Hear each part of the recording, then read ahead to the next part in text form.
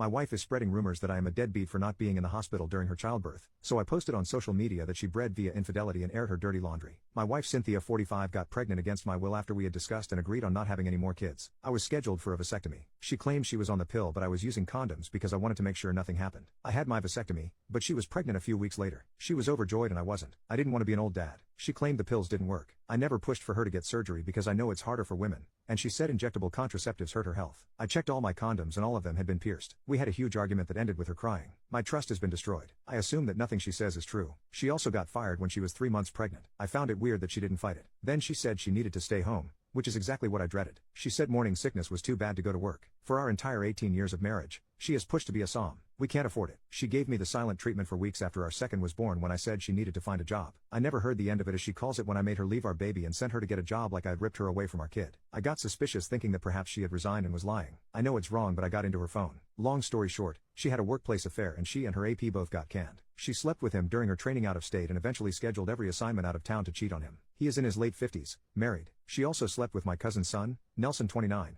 And he's a substance addict. I saw and heard messages between them. He would come to my house when I was out. I have asked the neighbor and they confirmed. My neighbor said Nelson would show up sometimes 2 days in a row when I was out. I checked my schedule and it could have been when I went to Ohio for 3 weeks. I came home on weekends, but everything seemed normal. What's worse is that Nelson calls me uncle. I let him stay over a couple of times. She also used our own kids, our 2 youngest, as leverage, promising that he could see them if he didn't pressure her, and kept his mouth shut. So she obviously put him in some type of a stepdaddy role. She told him the pregnancy was his baby. I hate him, but I think she manipulated him because he has zero relationship with his parents or his siblings, and he kept texting her about how she was like home to him. I lost it and woke her up. She tried to claim that she was SA by both men, then said she was pressured into it because they threatened her. I confronted both men. I reached out to her ex-coworker via social media, but he blocked me after a couple of exchanged messages. Nelson did get belligerent, and it could have probably ended in a real fight if I had him in front of me. The paternity test came as negative. I moved out and got a lawyer. I refused to be at the hospital during childbirth. It was a stillborn. I was shocked. Even if it wasn't mine, it felt dark and strange. I offered my kids emotional support but didn't allow her to cry to me. I had to get a court order to get a DNA test on all our kids. They are mine. A few weeks ago, people on Facebook started asking questions and attempting to call me out for not posting anything about the baby. I think she might have told someone that I wasn't present at childbirth because a couple of people came at me. We are getting a divorce, and I'm very angry that she's still trying to milk it. I told each person the truth separately, but eventually got fed up with looking like the bad guy and wrote a post saying thank you to everyone who has reached out to insult me. But the baby was not my child as per the paternity test. It had to step away from social media because of it. Her family called me,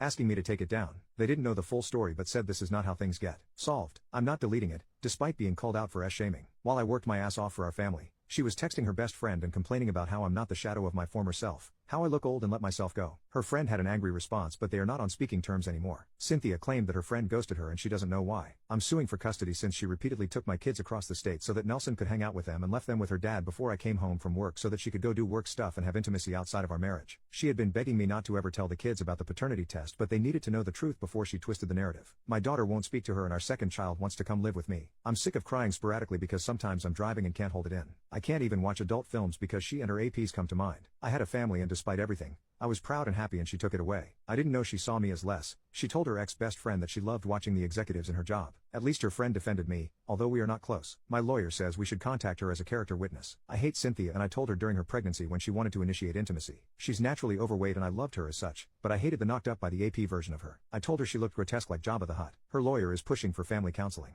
I would only agree to civil co-parenting but nothing oriented at the couple's reconciliation bullshit. She calls it a mistake, but to me, she bred via infidelity and created an entire human being and I will never forget that.